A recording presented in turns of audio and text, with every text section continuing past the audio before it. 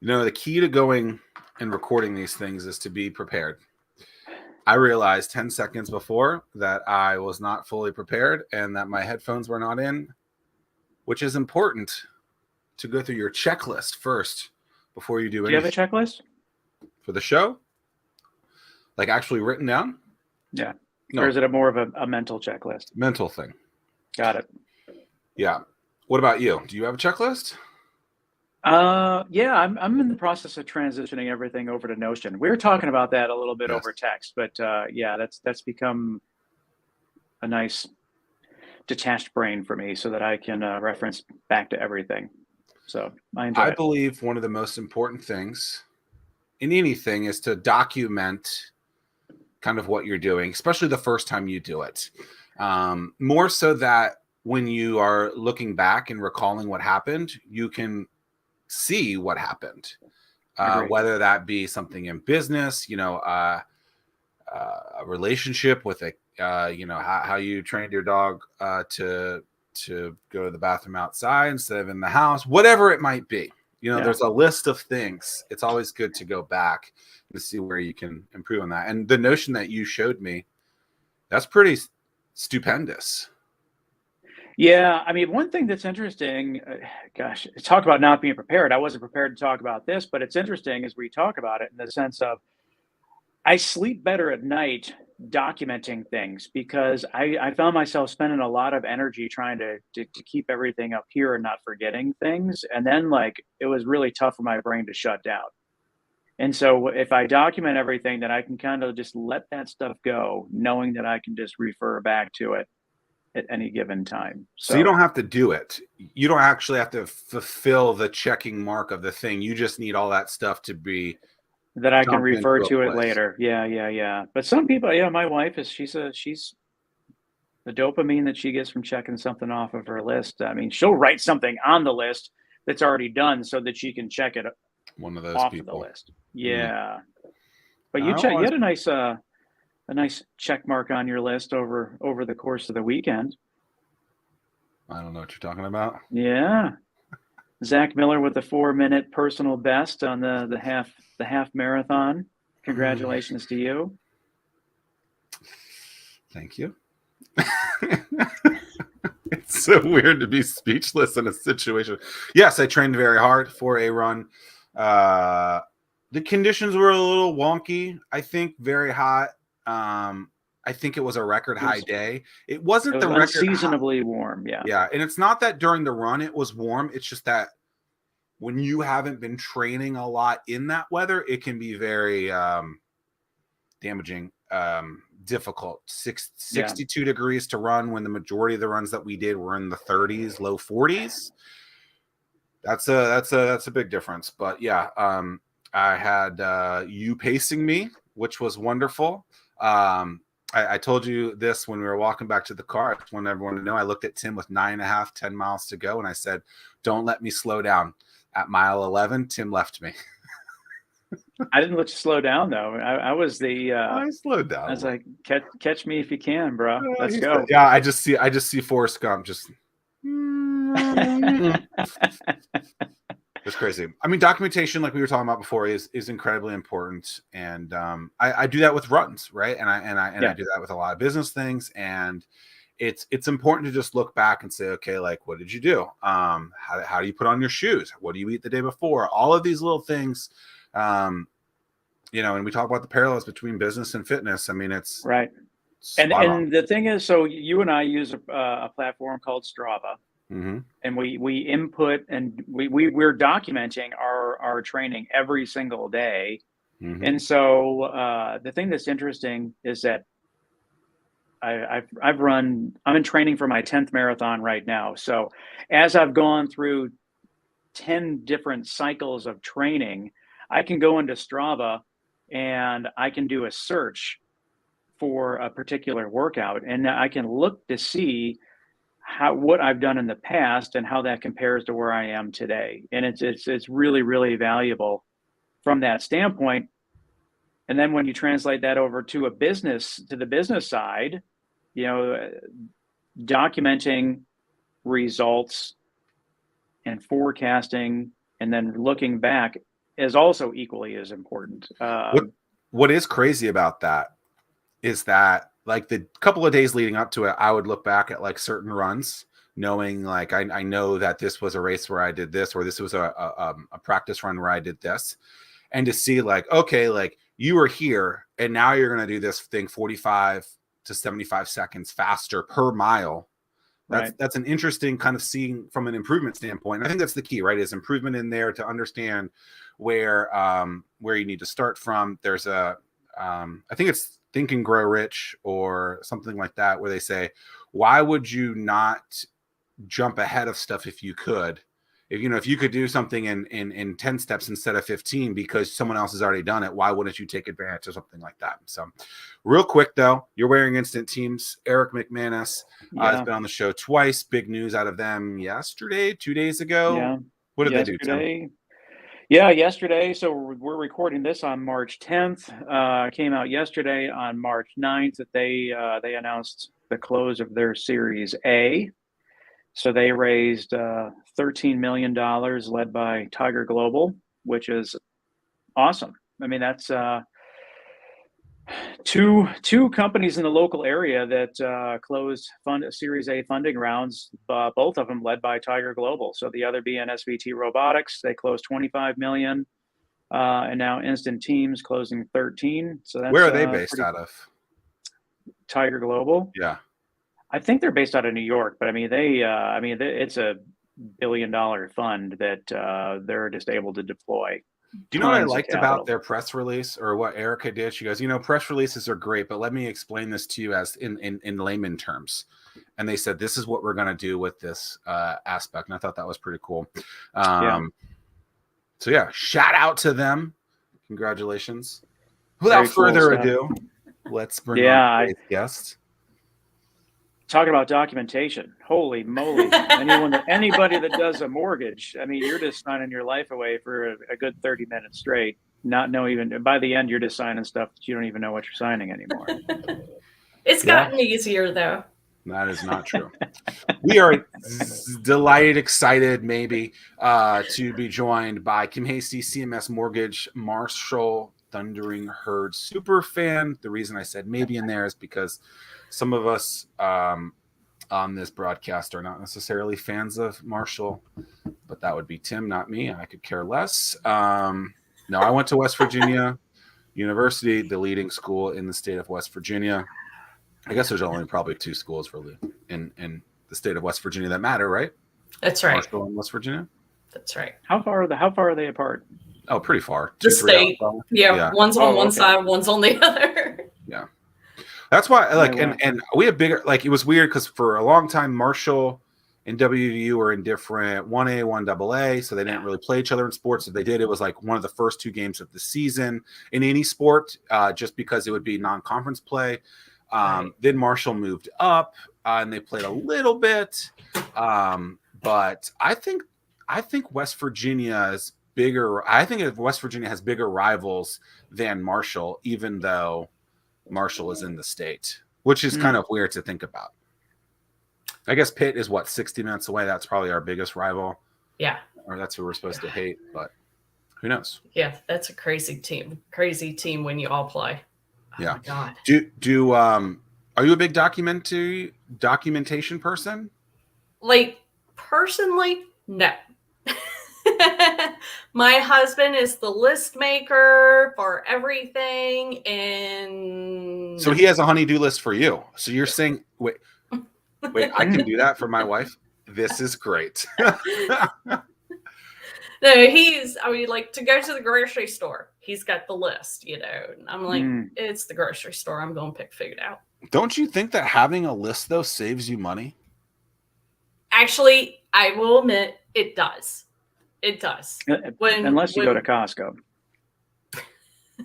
I do think also and I didn't used to be a big fan of this stuff, but buying online and then going to pick up, you also don't overbuy.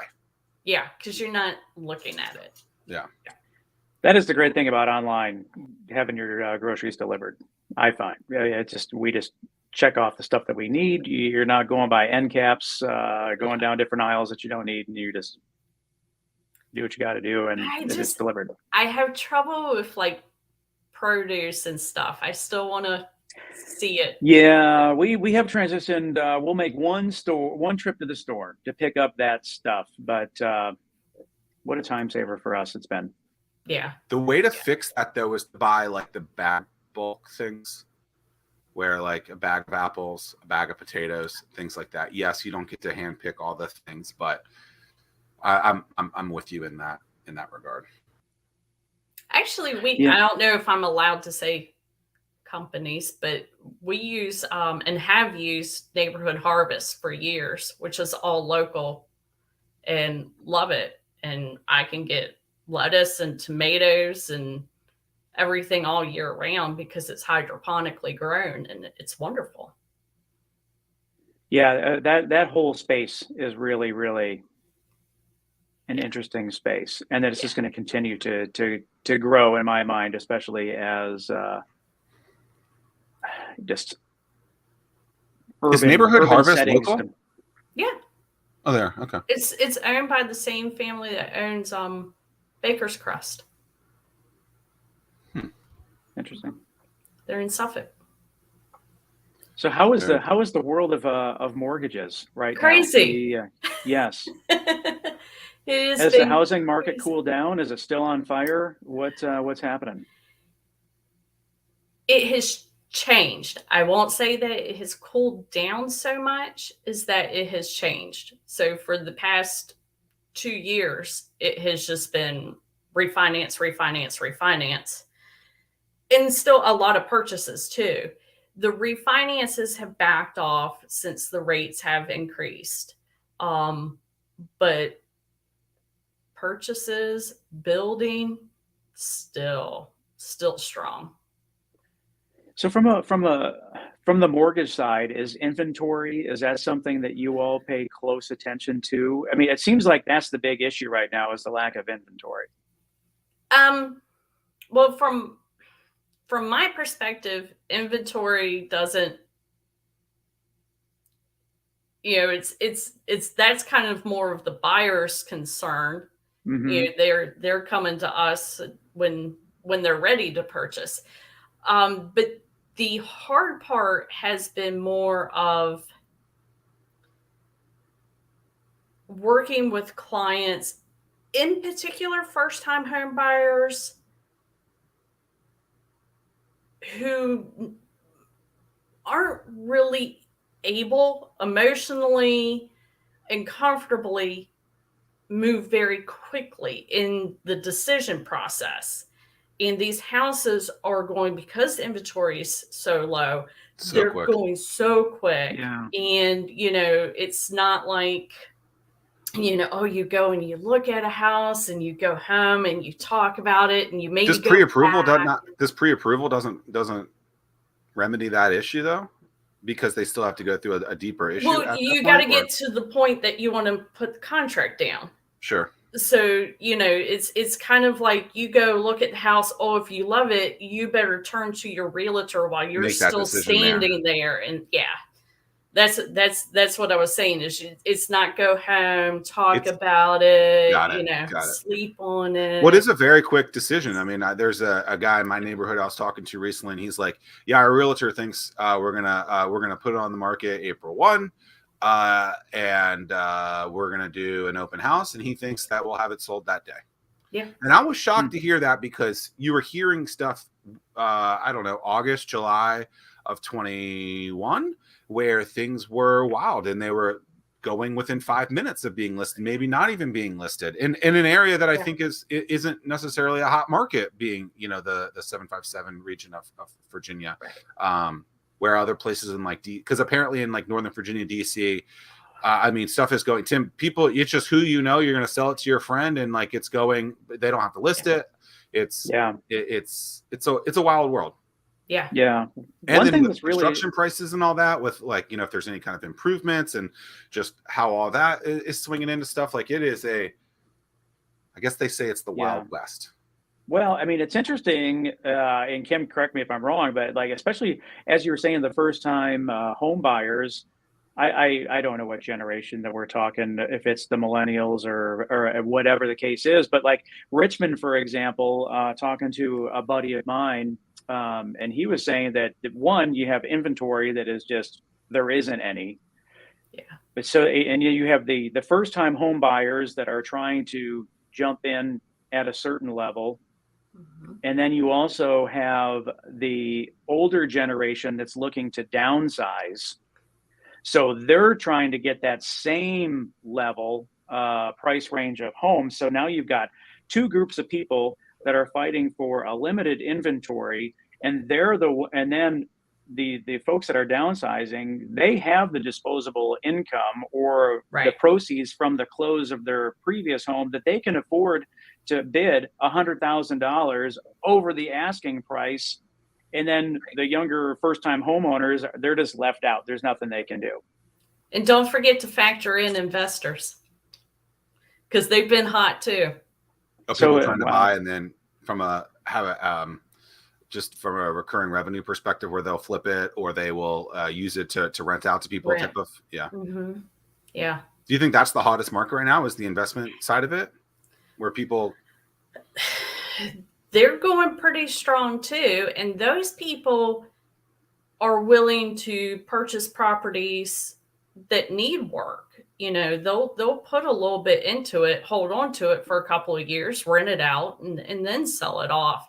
So again, back to what, we were talking about versus that first time home buyer who may be scared off by, something needing a new roof, pretty soon or what have you. The investors are still scooping all that stuff up too. So it's interesting. And the first time home buyers are having a lot of trouble because of it. Mortgages are interesting to me. I feel like it's a process that you spend a lot of time on the phone with. You spend a lot of time providing a ton of information for. Like Tim, I think you said this on the broadcast. Once you're in that meeting, doing the closing, you're just signing, you get carpal tunnel because you're signing away so much. It's absolutely ridiculous. But then within a couple of weeks, it's like that mortgage gets sold over and over again. It's odd to me.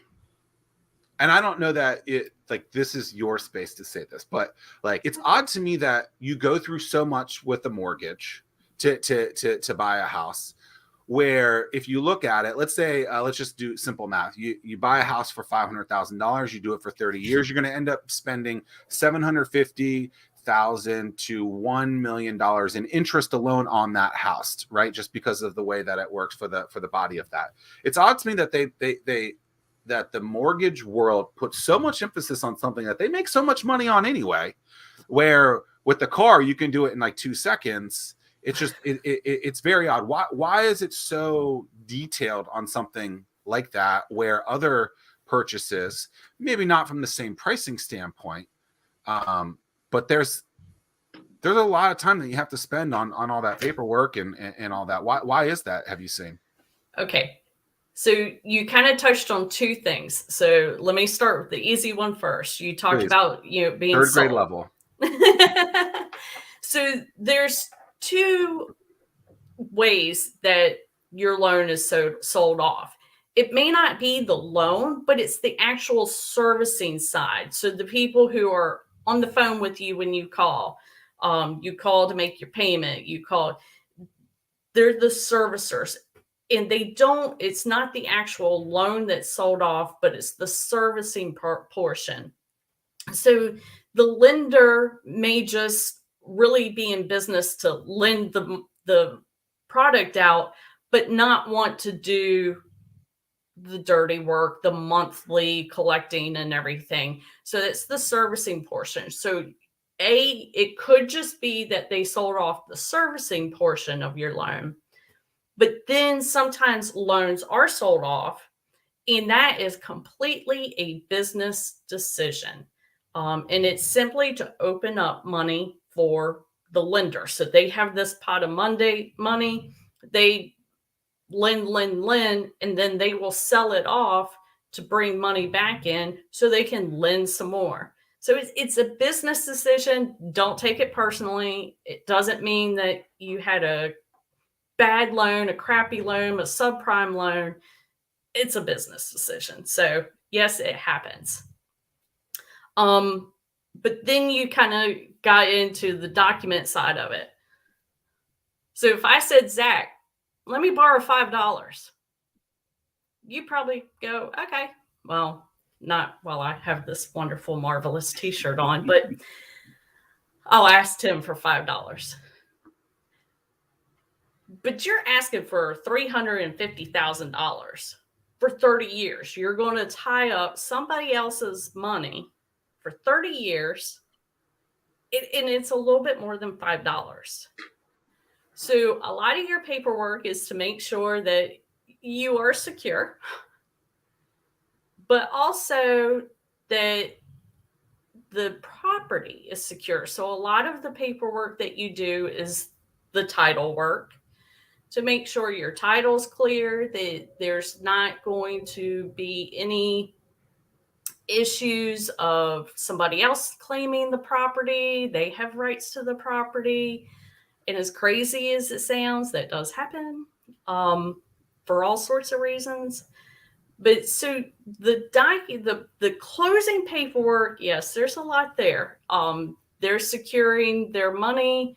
They're securing your ownership. It's all of that.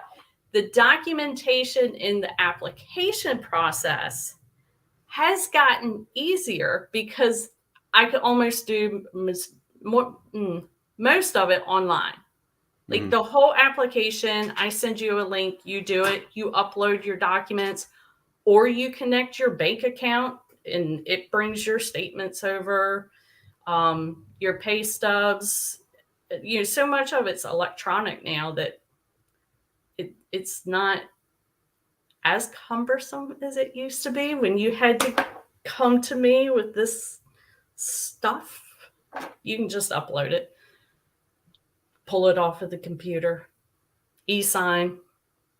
It's wonderful. Just talking, hearing you talk about it just gives me flashbacks to that process. And it was such a cumbersome process that, you know, I mean, our rates are so low now, and you get all this mail to refinance, and you know, it's just like the nightmares of just trying to have to go through that. It's just like, I'm good with my interest rate. I'm just gonna ride this thing on out, and in the recycling bin it goes. It's so I wrote a note, like kind of disruption. When you think about a lot of companies have been, or a lot of industries have been disrupted. I guess kind of what Tim is saying as well is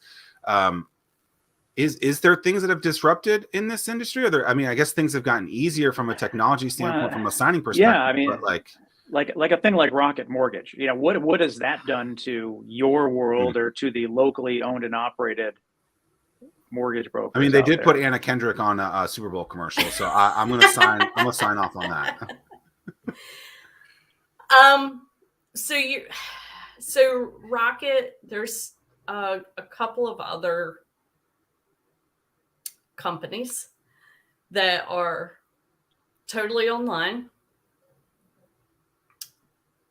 who have opened up different facets of their company. So Rocket doesn't just lend. They also have, they call it iBuying. They have bought properties. They have their own realtors. They have kind of dipped their hands in a lot of stuff. They have had problems recently, and you can Google it. Yeah, I think Zillow also has had some issues with that as well. Yeah. What are we talking about? I'm not familiar. They bought a bunch of properties, in particular out in Arizona. And this was Zillow, and their algorithms for value estimates, because it's all iBuying. So these are they are kind of blindly buying properties to resell. Unseen. And their algorithms were off in their home value estimators, and they ended up being underwater.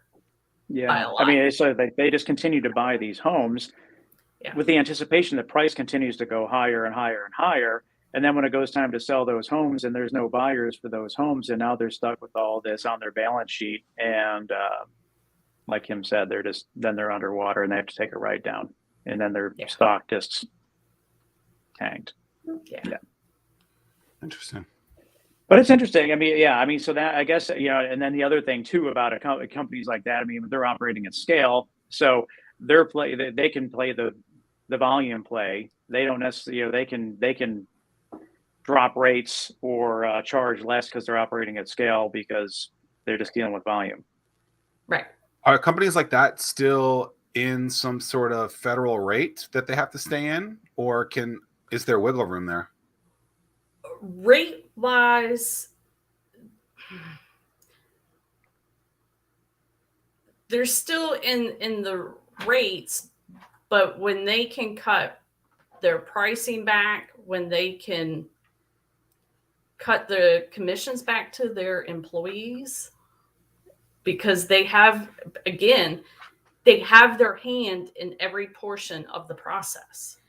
They have their own realtors. They have everything.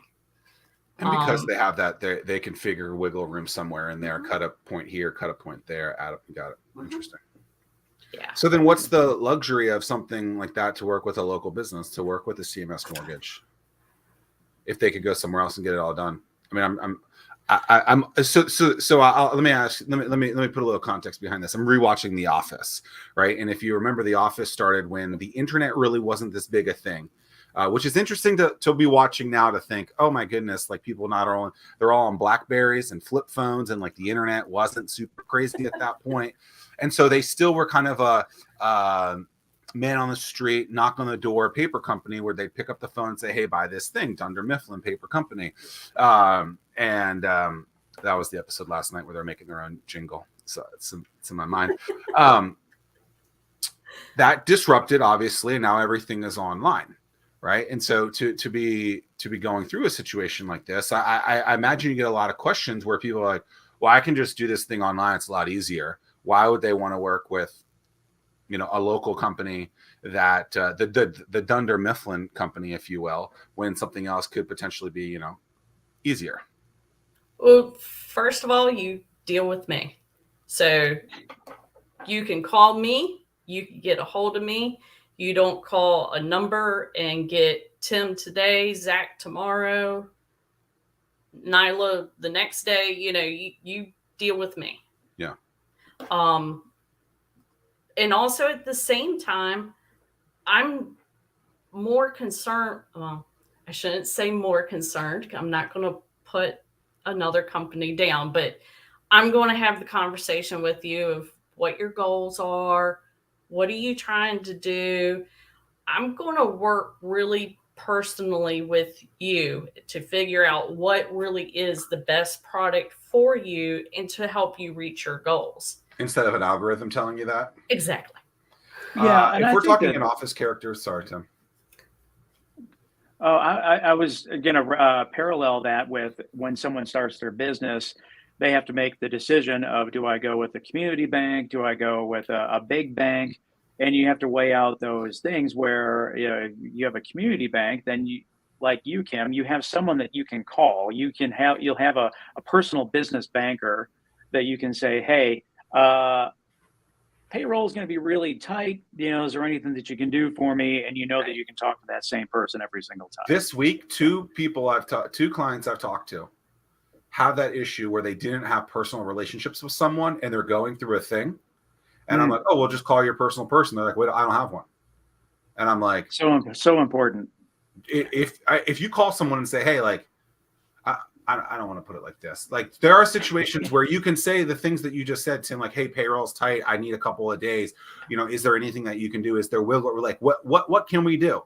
If you have that personal relationship with someone and you've invested that time in that the same way that they've invested in you, there might be more options than just sitting there being SOL, if you will. I mean, it's right.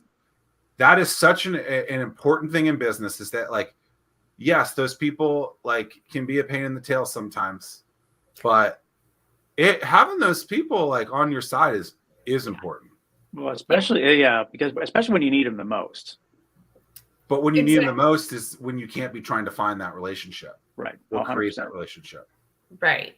To give you an example, I worked with a client who it was just a refinance, but we had worked all the way up to the point of closing. And I was reaching out to him to schedule the closing. And I get a text from him saying, I will call you within an hour. And that was kind of really his abnormal. So I knew something was wrong. It was just very point blank. I'll call you within an hour. And sadly, he was sitting in the hospital meeting with the doctors because his mom had had a stroke and making the decision to remove her off of life support. No problem. Put a note out on his account. Do not contact the client for a couple of days. And I handled it. We pushed off the closing at no cost to him, let him regroup.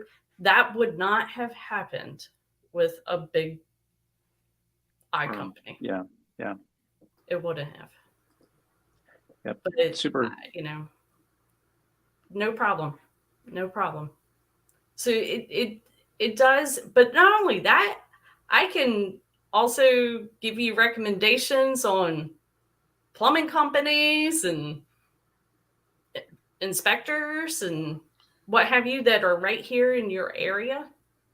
And you're not going to get those recommendations from somebody sitting in Arizona or Cheyenne, New Mexico. Wyoming. Yeah. How do you, so this is one of the things that I think is the most, I got to rephrase this so I don't say, oh, this is the most important thing like 20 times in that show. Something that I think a lot of people overlook is introducing someone to someone else. How do you make the decision on who is on your A team list and who's not? Is there referral fees associated with stuff? Like how are you deciding that? Because I don't like to make a lot of introductions for that reason, because if someone screws up a situation, I'm the one who made that introduction. And I think some people are just like, screw it, I'll introduce everyone to everyone. I'm like, no, I'm pretty particular in who I provide that to. And I remember I was speaking at a conference once on a panel, and everyone was like, oh, I introduce everyone. I was like, I think that's the worst advice you could ever give to someone. Like you are the person who can't, that trust cannot be lost upon. And if you're just giving, introductions just because you met someone at coffee, 13 years ago, like, it's terrible. So how do you decide on how do you decide what plumber to give someone or an introduction to be made? Rule of thumb, I usually give 3. Just give 3 recommendations. If they're looking for a plumber, I'll give 2 or 3, and that's their decision. But that's also something I make very clear is it's your decision, especially when it comes to like your home inspections, your closing attorney or title company you choose. I make it very clear that is your decision. That's not mine to make. But my rule of thumb, and it was a rule of thumb instilled in me years ago, was give 3. How do you choose those 3? From people that I have worked with and have been good to work with, people who have been efficient, open communication, and responsive. And I guess to add on to that, Zach, one thing that I'll always do after I make that introduction, I'll follow up with that person and say, hey, did you meet up with so-and-so? Did they take good care of you? Did it go well? If it didn't go well, I want to know that, because then I might not be so quick to provide that introduction next time. Yeah. Usually I call both parties beforehand to let them know I'm doing it too. Yeah. Yeah. And that's something, even if like you recommended somebody to me, I would really like to have that phone call from you to kind of say, hey, Tim's going to be calling you, blah, blah, blah. Just so I know kind of where they came from. Mm-hmm. Yeah. I'm waiting to ask this question. I want to make sure that I'm going to ask it now before we run out of time. So a lot of people that listen to the show, early stage founders, perhaps they just quit their job, they resigned, they're going after the entrepreneurial dream, and then life continues to happen along the way. They want to buy a home, but they just started this company.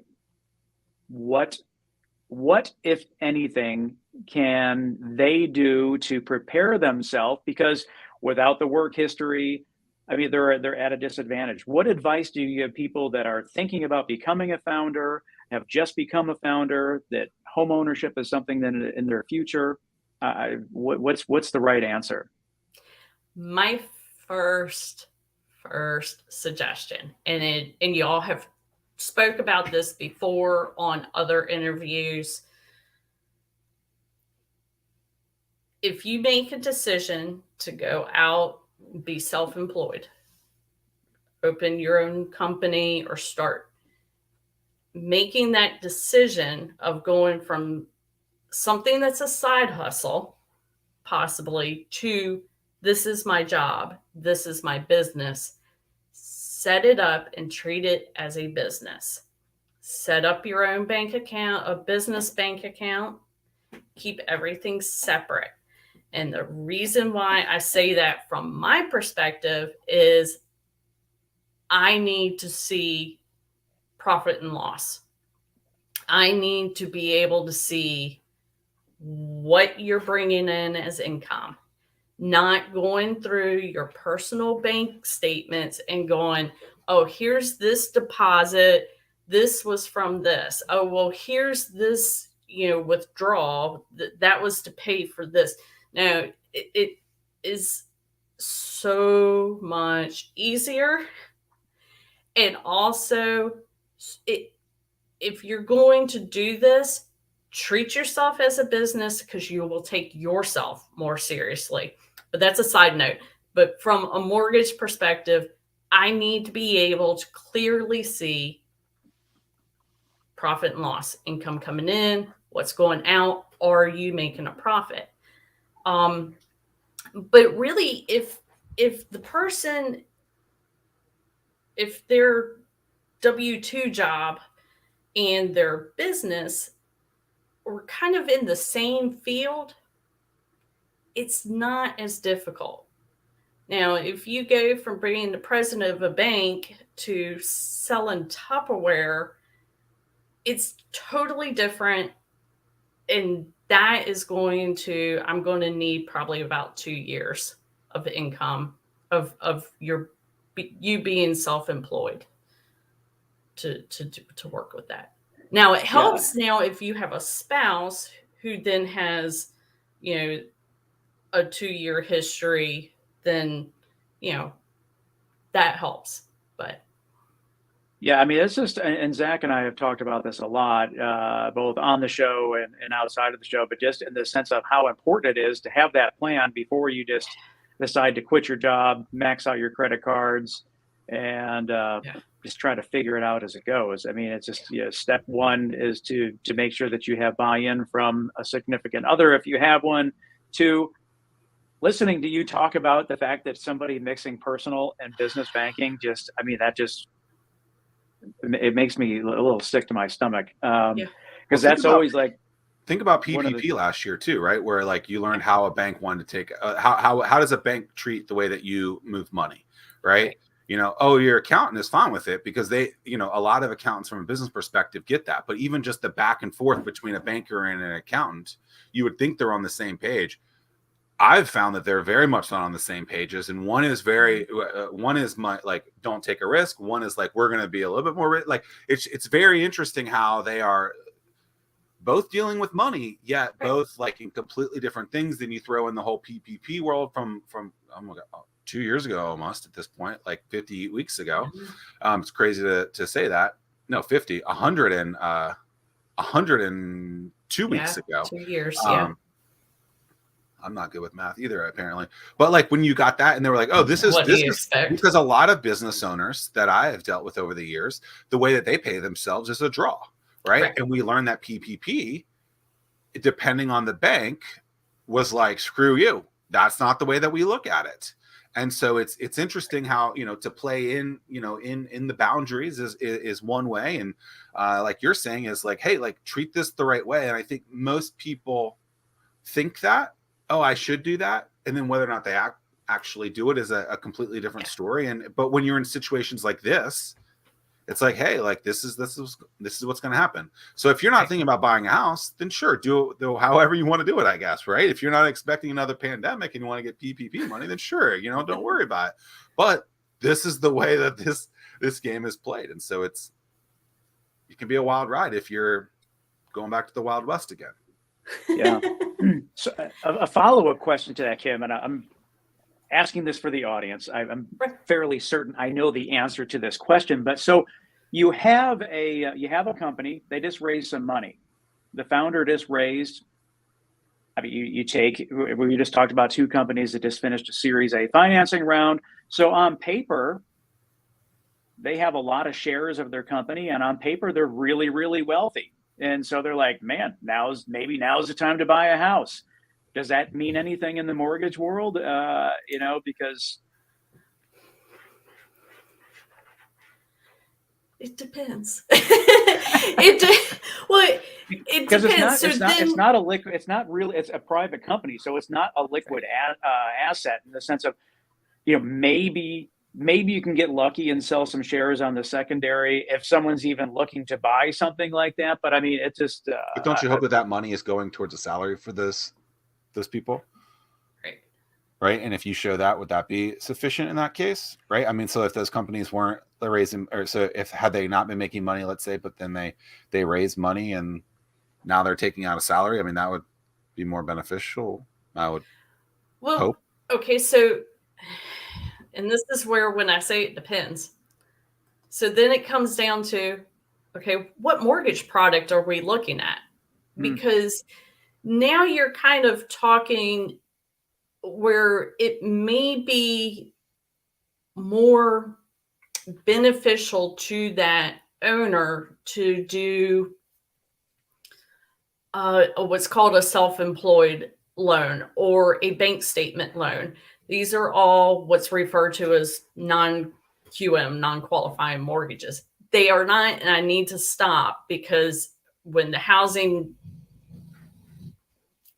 crashed in 2008, a lot of these loans, adjustable rate mortgages, the bank statement loans and stuff, they got a really bad rap.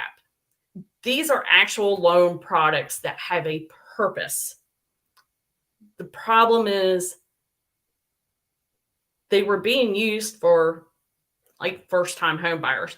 They were being used on people that wasn't their intention for. That wasn't the ideal product for that person. So your bank statement loans work really well with people who are business owners, more in a structured business of what you're talking about, where the income of the business, the outgoings of the business fluctuates, changes. And also, it depends on the structure of, like you were just talking about, Zach, how are they drawing out of the business for their income and stuff? So your question and my answer of it depends. What kind of mortgage product are we looking at?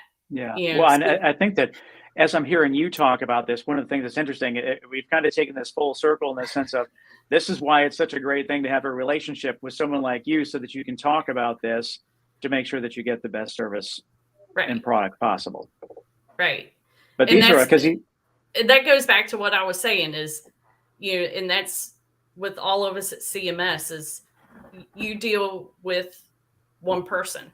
You could call me, ask questions. I'll answer. I'll talk and answer to you all day long, and work through this. And it may take you a year. I'll work with you. That's not a problem.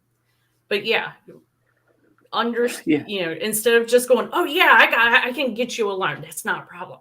Right. Yeah, I can get you a loan. It may not be the best loan for you.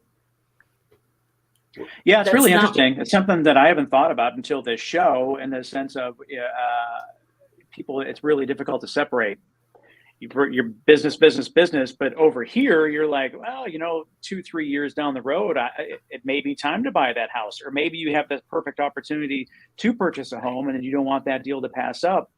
But you really got to think about that stuff, or try to think about that as long range as possible, so that you're prepared for it. So that's really interesting.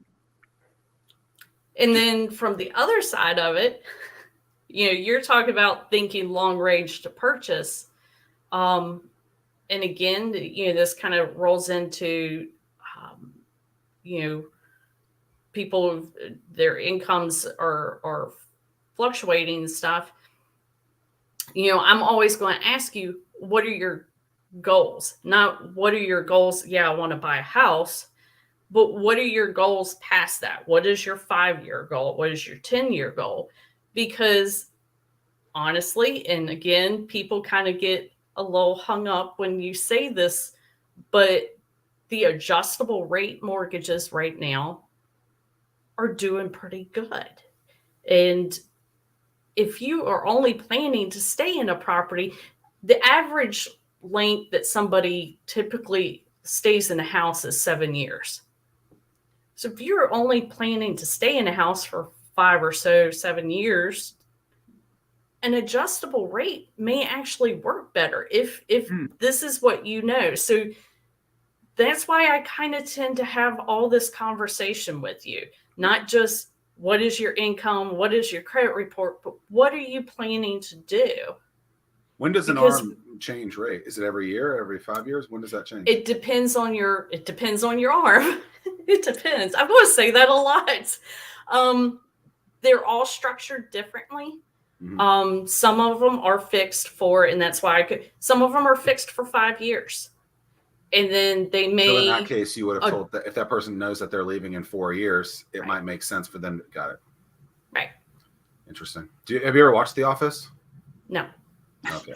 So then I was after the Big Bang Theory ended, I was done.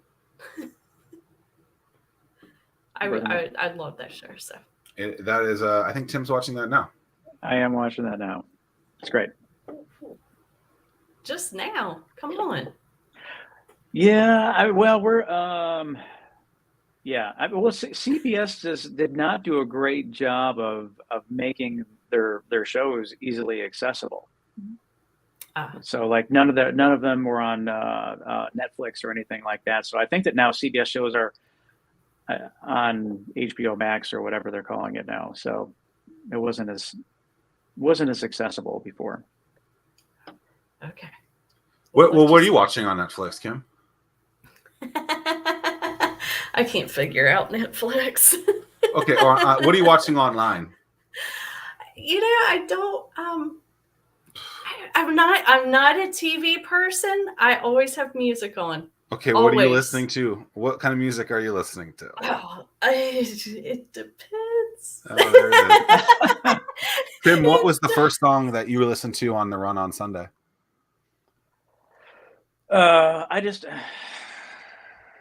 It was Old Dominion. Okay, which one? Goodness, country. But it was a collaboration, and I can't think of her name. Do you know what the last one was? It was the crazy. So I don't really want to get into it. I don't know what it is. I know it. Yeah.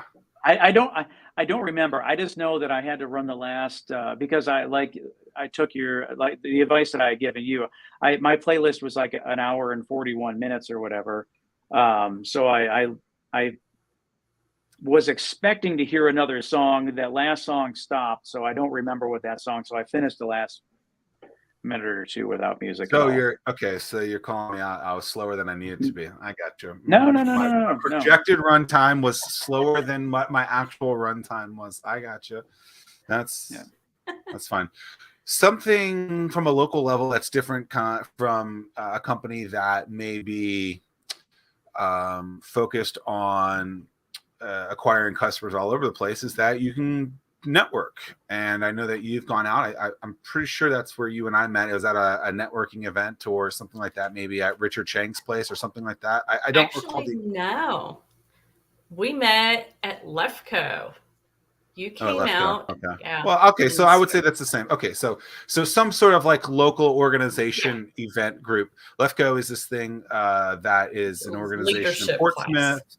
Yeah. So through the Portsmouth partnership, they do, it's kind of like Lead Hampton Roads, but focused on Portsmouth, something like that. And so we met there. What year were you in? I was in 13, and then I co-facilitated 16 when Bria went out on maternity leave. Got it. I think it was 16. Got it. Yeah. So using is probably the wrong word, but capitalizing, meeting people, networking in organizations like that is that part of like your marketing strategy? How do you, as someone, I think, because I don't know, you're an introvert, right? You're afraid to meet people type of thing? No, I just don't like talking about me. Got it. I can talk about Zack all day long, but I have trouble talking about me.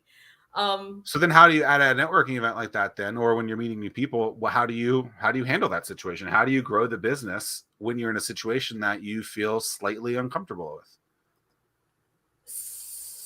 So this guy, Zack Miller, talks about in his book, and he talks about in his presentations too, about not talking about work. And that tends to come really easy to me. So I can talk to people, just like I was talking to Tim earlier. I already know where Tim's from, I can talk to people, and that really does make it easier to segue into work. Genius. I am not the salesperson, and actually I'm kind of turned off by salespeople who want to, I am, CMS Mortgage, and you need to do CMS Mortgage, and I can do this, and that's all you hear from them. I do business with people that I know and like, and in order to know and like someone, you have to have a relationship with them. So So I don't think I've ever done business with anyone that I met the first time and like, we're done. You just closed me on the first meeting. I don't think it's ever happened. And I have my thank you cards and handwritten cards that I use religiously, that somebody else talks about and wrote about in his book. That's also me, page 77. You're welcome. I got one yesterday. You did? I did. Not from me. Nice. No, it was from the other person on the screen. Oh. Aww. So talk about practicing what you preach, Zack. I mean, we talk multiple times a day, every single day. Oh, it was very nice. But I agree. It's nice. I work with a client because I still do some HUD consulting work, and I work with a client, and every time she sends me a check, she pays me, it's in a note card, and she writes a note. And that kind of just changes the whole thing right there. Yeah, she didn't just stick a check in the mail and pay me. It's in a note card. It's the little things. And I think if you can spend a couple of moments putting together something, whether a handwritten card or actually picking up the phone or like I try to do things. I hope that I practice what I preach. I hope that people see that. But even like when people comment on like my Facebook or online, which I don't actually post a lot anymore, I hope people realize that I'm not putting some generic comment down there. I'm trying to think about something where there's a little bit deeper. Now, not always, because sometimes I might not know that person. So I might have to just say thanks. And in that case, I might just say thanks in their name. But if I have a relationship with that person, I can go a little bit deeper, even in like one sentence, I'm going to try to do that because I feel like it's more authentic instead of just being like a thumbs up. That is the lazy way. Well, I mean, you see these people that are just like, yes, thanks. Oh, I just use the example I used on myself. Thanks. Ugh, I shouldn't have done that. But I just think that people could spend 14 more seconds, engage correctly. They'd get better results. Ask someone what they're watching on Netflix. Ask someone, I did you go to Marshall? Is that a football shirt? Is there a band shirt? What is it? No, it's just Marshall. Okay. Yeah. Oh, what's Marshall? What's Instant Teams? What's a black T-shirt? All right. What's a black T-shirt? Black on black. There are little things. This is also a Ray Digital hoodie, but that can go a long way. And I think people they joke it at first. People are like, the Netflix thing is stupid. Well, I heard a story this weekend where the Netflix question is actually going to get someone a job. So I mean, it's a great strategy that I think more people should implement, and those who actually take it to heart and do it see tremendous results. Now, it has been harder with all this mess going on the past 2 years where you're not doing the face-to-face networking after hours things and stuff like that. This has been harder, because I grew up face-to-face. Are you getting out and about more now? Have you found?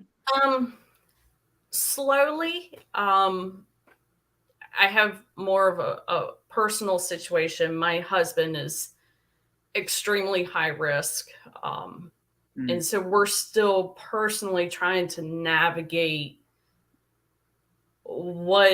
how that's going to look for us and how we're going to work through this, because he falls into that category where the vaccine's only about 30% effective on him.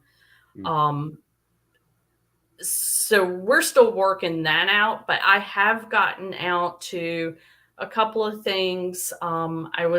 Last week, I went to a little gathering in the morning. The person putting it on knew my situation. He was like, look, there's only going to be 8 people there. I was like, okay, I can do that. I'm not ready for a conference. I'm not ready to get on a plane or anything like that and go to a conference or what have you. I'm not quite there yet, but I am slowly. I did meet somebody for tea. And in fact, Zach, I was going to tell you, I did meet for somebody for tea last week and told her that I was going to be on here. And she was like, oh, wait a minute. That's the guy who was at the chamber. I got his book and I actually read it. Who was it? Her name is Nyla. She's the director. I've got her card right here of AmeriCare Plus here in Carrollton. It's a in-home healthcare service. Mm-hmm. So it's interesting that you talked about the last 2 years and how that's difficult from a personal perspective, from a business perspective. There were strategies that you had implemented in place from 2018 after reading a great book from Anomaly. But when things went all haywire and you had to switch things up, what did you do to make the Zoom world, to make the digital world work for you? Because, it's not like you stopped communicating. It's not like you stopped working. You just had to find a new way. So what were some of the things that you did to keep things moving?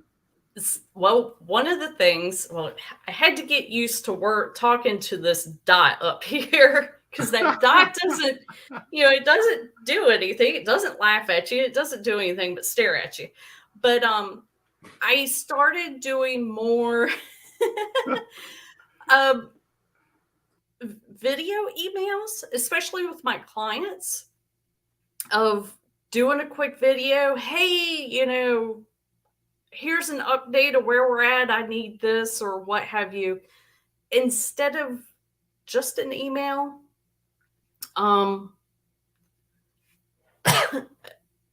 And also I got more involved, and of course everybody was setting it up, but like out here, the chamber turned into doing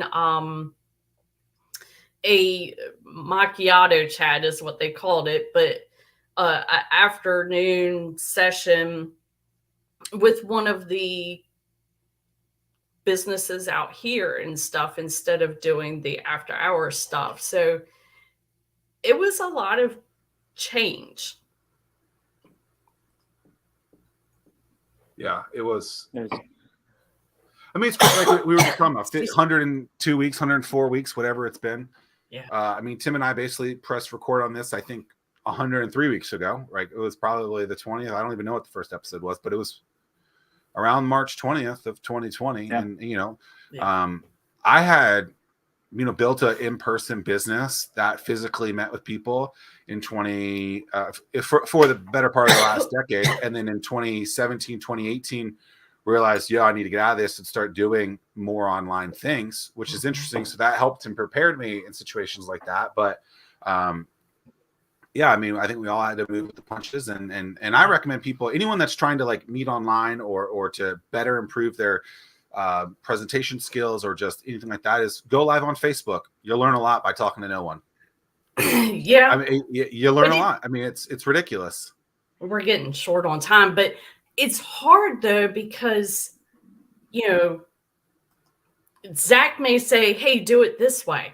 And then you'll see another marketing guru that says, oh, no, don't do that. Do this. And it's really hard to kind of figure out what works, what doesn't work, what you should do, what you shouldn't do. Gotta test it all. Yeah. Yep. Yeah. You're either waiting or you're creating. And if you're not creating, then you're waiting and nothing's happening. So yeah. What is that? The analysis paralysis aspect of it? It's like I think it's what it's called, right? Where it's just like you're constantly contemplating, like, whoa, what should I do? And it's just like, look, all these things aren't going to work. Yeah. Right? This worked for me. This has worked for other people. I think it probably can work for you, and if you feel comfortable doing it, do it. And whatever someone else is pitching, that probably works too. But you got to figure out what makes you comfortable. And I think I wrote in Anomaly where it was like, hey, like if you don't feel comfortable and like you hate doing this thing and like gives you like night sweats type of thing, like then don't do it, right? But figure out where that world is and start creating and engaging in that world, and things will get better as you move. Like you're not going to set the world record in whatever by doing something once. You're going to set the world record by doing that 10,000 times or whatever Malcolm Gladwell says. It takes time, and you have to be patient with that. And the longer you stick with it, the better you'll get with it, and the more people that will find you. Right. And so, Kim, it's been wonderful talking to you. I know as a Marshall fan, this must have been very difficult, but I'm glad we didn't talk too much about that team down south that isn't as good as the team up north. But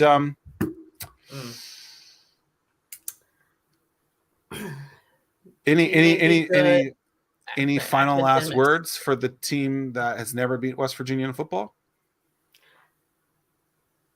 They haven't they? They came really close 2 years ago. It was more than 2 years ago, but hey, it's close is only good in horseshoes, and West Virginia will always prevail. Hey, our boys were just busy studying. That's all. I highly doubt that as well. Tim, always good to see you. Kim, good to see you. Yes. If you liked what you were watching, please subscribe and tell your friends. Until next time, we'll see you guys. Peace. So long.